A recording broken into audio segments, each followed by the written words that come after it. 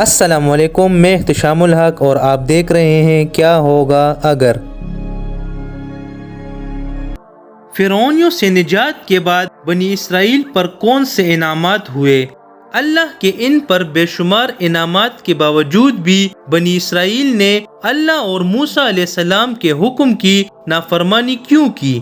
بنی اسرائیل کیسے گمراہ ہوئے اور اللہ نے ان کو کیا سزا دی؟ آئیے دیکھتے ہیں اس ویڈیو میں۔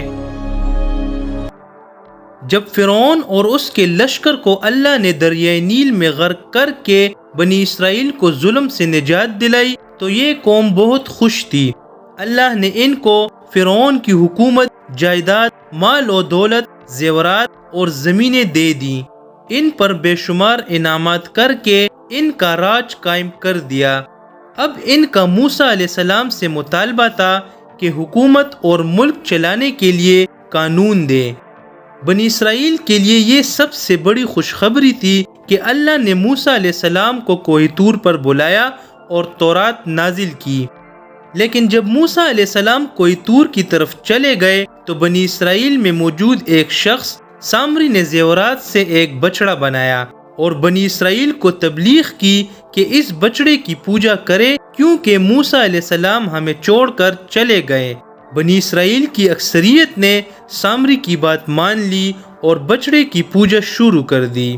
ہارون علیہ السلام نے ان کو منع کیا، لیکن کچھ کے علاوہ سب نے نافرمانی کی اور ہارون علیہ السلام سے کہا جب تک موسیٰ علیہ السلام واپس نہیں آ جاتے وہ اسی بچڑے کی ہی عبادت کریں گے۔ یہ وہی بنی اسرائیل تھے جنہوں نے اپنی آنکھوں سے موسیٰ علیہ السلام کے معجزات دیکھے، فرعون کو تباہ ہوتے ہوئے دیکھا۔ اللہ نے ان کو فرعون کے ظلم سے آزاد کیا اور ان کو بے شمار نعمتوں سے نواز کر بادشاہی دی، لیکن ان کے دلوں میں کفر تھا۔ یہ ناشکرے اور نافرمان تھے، یہ اللہ کے احسانات بھول گئے۔ جب موسیٰ علیہ السلام تورات لے کر واپس آئے، قوم کو گمراہ دیکھ کر سخت رنجیدہ اور غصہ ہوئے۔ ہارون علیہ السلام سے رنجیدہ ہو کر سبب دریافت کیا تو ہارون علیہ السلام نے سامری اور بچڑے کا قصہ سنایا۔ موسیٰ علیہ السلام نے بچڑے پرست کو گناہگار اور سامری کو اللہ کے قہر کا حقدار ٹھہرایا۔ دنیا میں سامری کو ایسی بیماری لاحق ہوئی کہ نہ تو لوگ اس کے قریب جاتے اور نہ اس کو چھوتے۔ اس کے علاوہ آخرت میں بھی اس کے لیے دردناک عذاب ہے۔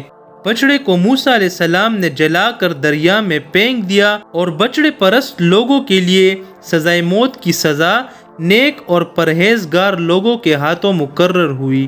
قریب 70 لوگوں کو جب سزا ہوئی تو موسیٰ علیہ السلام کی دعا سے باقی لوگوں کی سزا معاف ہو گئی اور انہوں نے توبہ کر لیا۔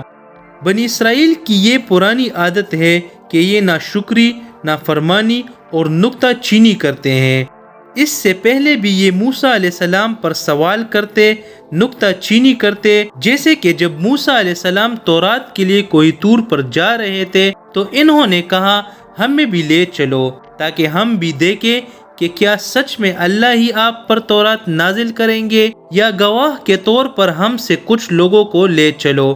ایسے بہت سی نافرمانیوں، ناشکری اور غرور کی وجہ سے اللہ نے ان پر عذاب نازل کیے، لیکن پیغمبروں کی دعاؤں سے ان کو راحت مل جاتی۔ تورات نازل ہونے کے بعد جب بنی اسرائیل اپنے پاؤں پر کھڑے ہو گئے تو اللہ کا حکم آیا کہ اپنے آباء و اجداد کے علاقوں فلسطین بیت المقدس کی طرف جاؤ۔ اب چونکہ تم اس قابل ہو گئے ہو کہ اللہ کی راہ میں موسیٰ علیہ السلام کی زیر نگرانی میں جہاد کرو اور فلسطین جس پر قوم عمالقہ نے حملہ کر کے قبضہ کر لیا ہے اس کو کفار کے ہاتھوں سے آزاد کرو۔ جہاد کا حکم سن کر بنی اسرائیل نے کیا کیا اور موسیٰ علیہ السلام کو کیا جواب دیا، یہ ہم آپ کو اپنی اگلی قسط میں بتائیں گے۔ تب تک اپنی دعاؤں میں یاد رکھیے گا۔ والسلام۔